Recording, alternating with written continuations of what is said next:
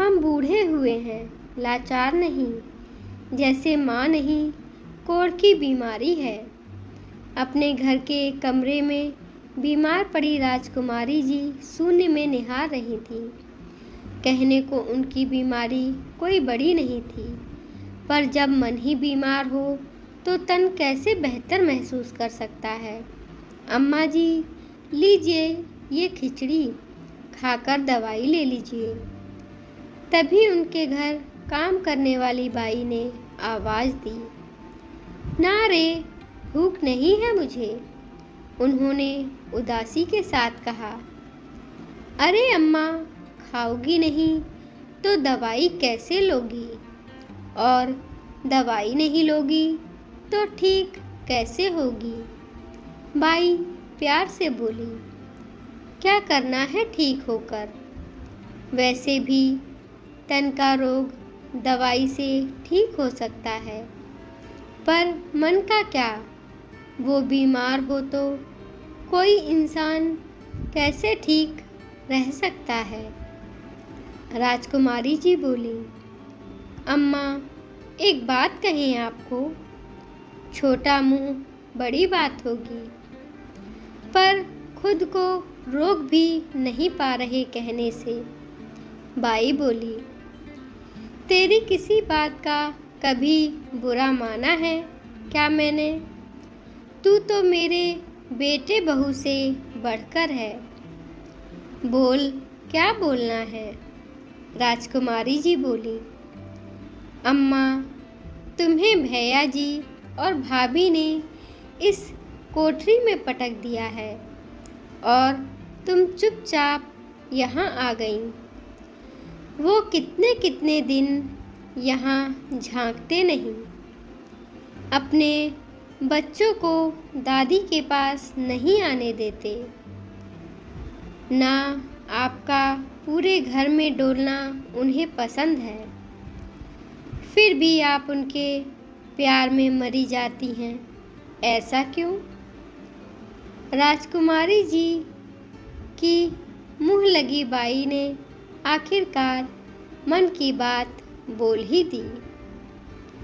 तुझे पता है, जब तेरे साहब जी यानी तेरे भैया जी के पापा इस दुनिया से गए थे, तब तेरे भैया जी 8 बरस के थे। तब मैं कम पढ़ी लिखी औरत, जिसने कभी अकेले बाहर कदम तक नहीं रखा था, उस पर क्या बीती थी। वो तो शुक्र है कि अपनी सारी जमा पूंजी लगाकर ये घर उन्होंने अपने जीवन काल में बनवा लिया था, वरना तो कहाँ जाती। तब मुझे अपने बच्चे और खुद का भविष्य अंधकार में लग रहा था। मायके में माँ बाप नहीं थे, ससुराल वालों ने मुझे कभी दिल से स्वीकार नहीं किया, तो बेटे के बाद मुझे क्या सहारा देते। इतना बोलकर राजकुमारी जी हाँफने लगी। लो अम्मा, पानी पियो और चुप हो जाओ, पहले ही तबीयत खराब है, और करनी है क्या। बाई उन्हें पानी पिलाते हुए बोली, ना रे, आज मन की बात बोल लेने दे। मैंने तब खुद को मजबूत बनाया और आंगनवाड़ी में खाना बनाने की नौकरी पकड़ी, क्योंकि इससे ज़्यादा कुछ कर नहीं सकती थी। मैं ये घर इतना बड़ा था तो इसको किराए पर दिया, जिससे ज़्यादा से ज़्यादा पैसा आए और बेटे को किसी चीज़ की कमी महसूस नहीं होने दी। जब घर से बाहर निकली तब पता लगा एक जवान विधवा का घर से बाहर निकलना भी आसान नहीं होता। खैर, किसी तरह बच्चे को पाल रही थी। उसकी सब ज़रूरत पूरी करने के साथ साथ उसके भविष्य के लिए भी कुछ पैसे जोड़ सकूं। फिर वो बड़ा हुआ और पढ़ने के लिए शहर चला गया। मुझे उस वक्त कितनी खुशी मिली थी कि अब कुछ सालों में मेरा बेटा मेरा सहारा बनेगा। उसकी शादी तक के ख्वाब देखने लगी थी मैं। राजकुमारी जी इतना बोल अपने आंसू पोंछने लगी। हाँ, इसके बाद तो मुझे पता है। भैया जब पढ़ लिख कर नौकरी करने लगे तब उन्होंने साफ बोल दिया वो अपनी पसंद की लड़की से शादी करेंगे और आपने भी बेटे की पसंद को अपना लिया। बाई बोली, हाँ रे, क्यों ना अपनाती, आखिर कलेजे का टुकड़ा है वो मेरे। उसकी खुशी में ही मेरी खुशी है। राजकुमारी जी मुस्कुराते हुए बोली, पर क्या उसकी पसंद ने आपको अपनाया? ये कैसे रिश्ते हैं अम्मा जी, जहाँ बेटा माँ का त्याग भूल जाए, बहू सास को फालतू सामान समझ ले और एक माँ मजबूर सी एक कोठरी में अपनी मौत की दुआ मांगे। अम्मा जी, सास भी तो माँ ही होती है। मैंने तो अपनी माँ से हमेशा यही सुना है और अपनी सास को माँ का दर्जा भी दिया है।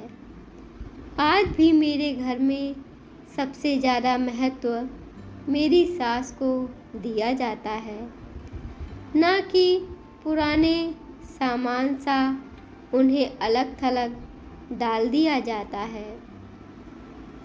आप काहे सहती हो ये सब? बाई हल्के गुस्से में बोली, अपनी औलाद है वो, उससे क्या शिकवा करूं? वैसे भी शिकवा करने का फ़ायदा भी क्या, जब वो मुझे खुद पुराना सामान समझने लगा है।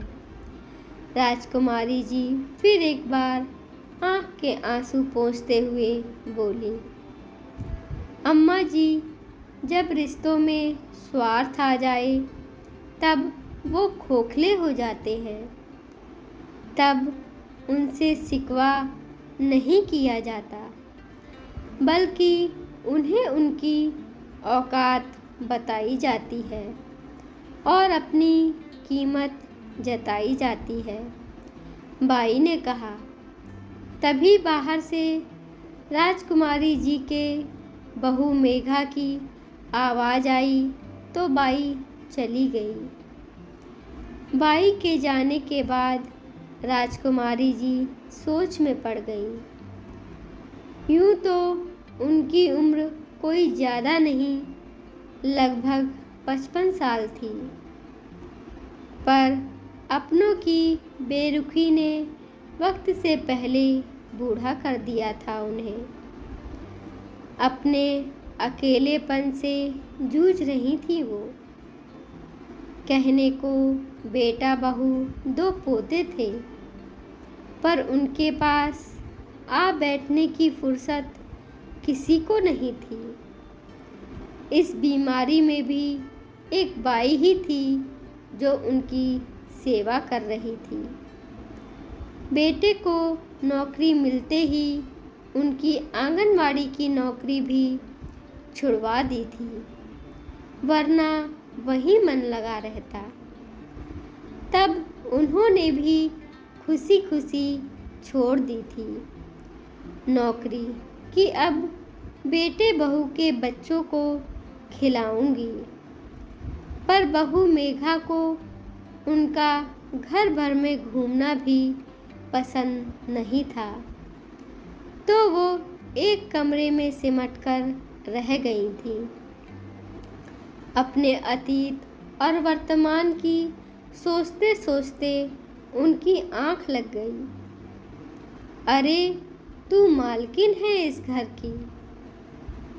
इसका पत्ता भी तेरी रजामंदी के बिना ना हिले। नींद में उन्हें अपने पति की आवाज़ सुनाई दी, जो वो अक्सर राजकुमारी जी से कहते थे। देखिए, इस घर में सब मेरी मर्जी के बिना हो रहा है। मैं तो इनके लिए कोई महत्व ही नहीं रखती अब। राजकुमारी जी बुदबुदाई। राजकुमारी बाई ठीक कहती है।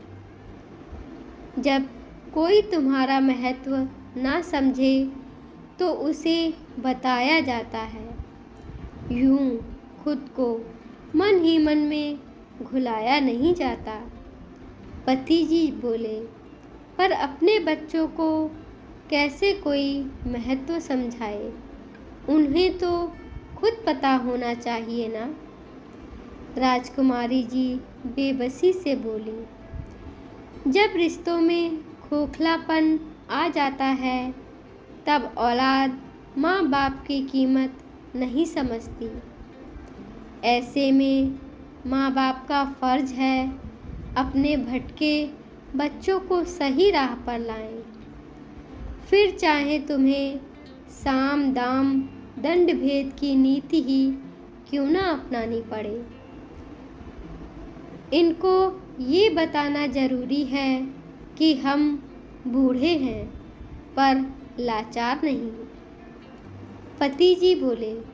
तभी बाहर कुछ गिरने की आवाज़ आई और राजकुमारी जी की नींद खुल गई।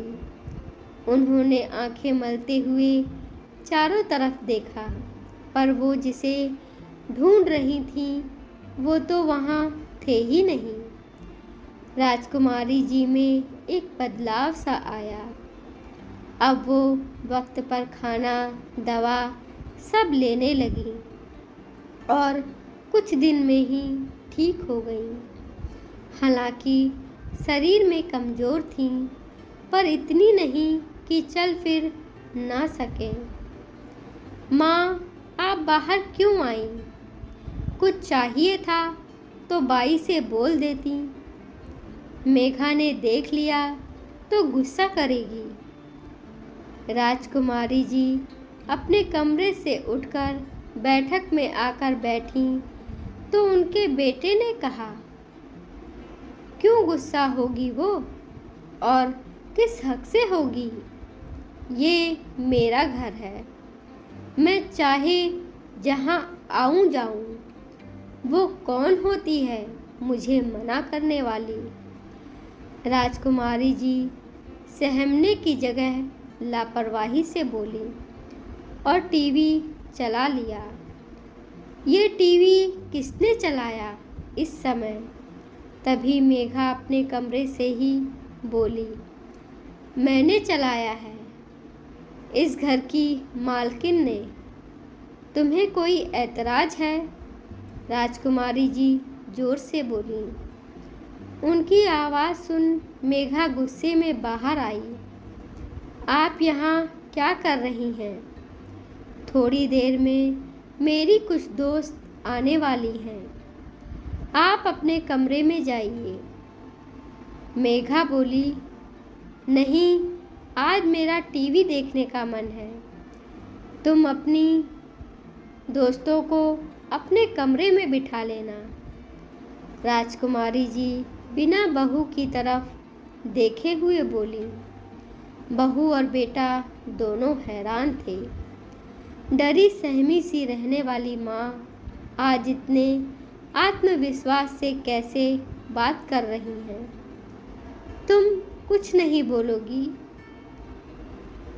अपनी माँ को मेघा पति की तरफ गुस्से से देखते हुए बोली, माँ, आप अपने कमरे में जाओ। सुना नहीं? आपने मेघा की दोस्त आने वाली हैं।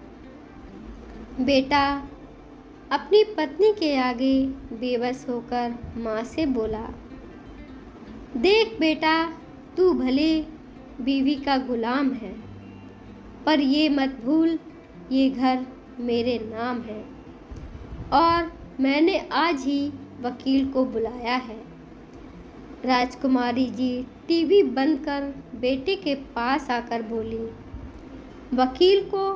पर क्यों? वो दोनों चौंक कर बोले, अपनी वसीयत करने के लिए। राजकुमारी जी वापस सोफे पर बैठती हुई बोली, वसीयत? पर क्यों? आपका इकलौता बेटा होने के नाते सब पर मेरा ही तो अधिकार है। बेटा एकदम से बोला, वाह बेटा, अधिकार याद आ रहा है, पर कर्तव्य नहीं, उसका क्या? राजकुमारी जी बोली, हाँ, तो हम कर्तव्य भी तो निभा रहे हैं ना। इस पर मेघा बोली, हाँ, माँ को एक कोठरी में पटक देना, वो भी घर की नौकरानी के भरोसे, उसकी बीमारी में भी उसके कमरे में झांक कर ना देखना कि वो जिंदा है या मर गई, उसे सबसे अलग थलग रखना मानो वो माँ नहीं कोढ़ की बीमारी है। अगर यही फर्ज निभाना है तो ये तो अकेले रहते हुए मैं भी कर सकती हूँ। इसलिए मैंने निश्चय किया है घर को किराए पर देने का। तुम लोग आज ही मेरी कोठरी में अपना सामान ले जाओ। मैं एक कमरा अपने लिए रखकर घर का बाकी हिस्सा किराए पर दे रही हूँ, जिससे मेरा खर्च निकल सके और तुम्हें तुम्हारे फर्ज से मुक्ति मिल सके। राजकुमारी जी के इतना बोलते ही बेटा और बहू के चेहरे पर हवाइयाँ उड़ने लगीं। दोनों तेजी से माँ के पास आकर बैठ गए, उस माँ के पास जिससे बात किए भी उन्हें न जाने कितने दिन हो गए थे। माँ, ये क्या कह रही हो आप? उस कोठरी में हम कैसे रह सकते हैं?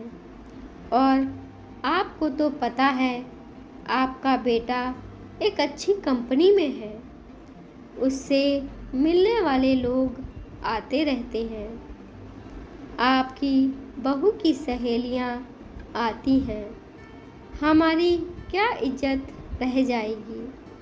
आप ये भी तो सोचिए। और फिर आपके पोतों की पढ़ाई लिखाई।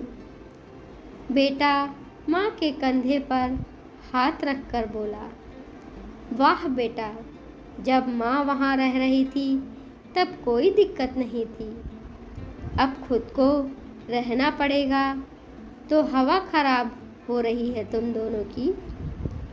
और कौन से पोते जिन्हें तुम मेरे पास आने तक नहीं देते, उनके बारे में मैं क्यों सोचूं? मैंने निश्चय कर लिया है बस ये घर किराए पर देने का, और मेरे बाद इस घर को अनाथ आश्रम को दान करने का, जिसकी देखभाल बाई करेगी। राजकुमारी जी ने कहा, माँ, हमें माफ़ कर दो, सच में हम स्वार्थ में अंधे हो गए थे और इस घर की मालकिन और अपनी माँ का ही अपमान कर बैठे। हमें माफ़ कर दीजिए, पर हमें हमारी गलती की इतनी बड़ी सज़ा ना दें। मेघा हाथ जोड़ते हुए बोली, सच में रिश्ते कितने खोखले हो गए हैं। आज जब घर हाथ से जाता दिख रहा है तो उन्हें उस माँ के आगे हाथ जोड़ने से भी गुरेज नहीं, जिससे उन्हें बात तक करना गवारा नहीं था। ठीक है, क्योंकि तुम मेरे बच्चे हो, सिर्फ कहने को वरना तुमने बच्चे होने का कोई फ़र्ज नहीं निभाया। सिर्फ एक खोखला रिश्ता है तुम्हारे साथ मेरा, पर फिर भी मैं माँ हूँ। मैंने तो कभी तुम्हें खुद से अलग नहीं माना, तो उसी रिश्ते के नाते मैं तुम्हें एक मौका देती हूँ। मैं तुम्हारे वाले कमरे जो कि पहले मेरा था उसमें रहूँगी। बाकी बचे 2 कमरे तुम लोगों के हैं। और हाँ, वो मेरी कोठरी भी ले लेना। ऊपर की दोनों मंजिल अब मैं किराए पर चढ़ाऊँगी, क्योंकि मुझे भी पैसे चाहिए। अगर मुझे तुम्हारी तरफ से ज़रा भी उपेक्षा मिली तो मैं फ़ैसला लेने में एक पल की देर नहीं करूँगी। चलो अब ऊपर से अपना सामान हटा लो, राजकुमारी जी ने कहा। पर माँ, केवल 2 कमरे? मेघा बोली। हाँ, तो एक तुम्हारा, एक तुम्हारे बच्चों का। फिर ये बैठक भी तो है। अगर मंजूर नहीं है तो तुम किराए का घर देख सकते हो। राजकुमारी जी सख्ती से बोली, हालांकि वो मन ही मन तड़प रही थी अपने बच्चों से ऐसा व्यवहार करने पर। अब अपना महत्व दिखाने के सिवा कोई चारा भी तो नहीं छोड़ा था बच्चों ने। नहीं नहीं, हम 2 कमरे में रह लेंगे। ज़्यादा हुआ तो आपकी कोठरी को सही करा लेंगे, बेटा एकदम से बोला। अगले 3 दिनों में राजकुमारी जी ने ऊपर की मंजिल किराए पर दे दी, साथ ही अपनी वसीयत भी बना दी, जिसमें घर का 80% हिस्सा उन्होंने अपने दोनों पोतों को दिया, बाकी 20% बाई को दिया, क्योंकि इतने साल निस्वार्थ सेवा की। उनकी बेटा बहू तो अभी भी स्वार्थवश उनकी सेवा कर रहे थे। हालांकि उन्होंने वसीयत की भनक अभी अपने बेटे बहू को नहीं लगने दी थी। बेटे बहू तो अपनी अलग दुनिया में हैं। दोस्तों, जब बच्चे अपने माता पिता का ध्यान न रखें तो माता पिता का फ़र्ज है ऐसे खोखले रिश्तों को उनकी औकात याद दिला दें और उन्हें अपना महत्व बताएं कि भले हम बूढ़े हो गए हैं पर लाचार नहीं। क्या आप राजकुमारी जी के फैसले से इत्तेफाक रखते हैं? उन्होंने सही किया या गलत? कमेंट बॉक्स में ज़रूर लिखें। माँ बाप भी मजबूर होते हैं। जब बच्चे स्वार्थी हो जाते हैं तो उनको भी कठोर बनना पड़ता है, और ऐसे बेटे के साथ ऐसा ही करना चाहिए। धन्यवाद दोस्तों। राजकुमारी जी ने सही किया या गलत, कमेंट बॉक्स में ज़रूर लिखकर बताएं, और कहानी आपको कैसी लगी उसके लिए भी कमेंट करें, और कृपया हमारे चैनल को लाइक करें, शेयर करें, सब्सक्राइब करें। धन्यवाद।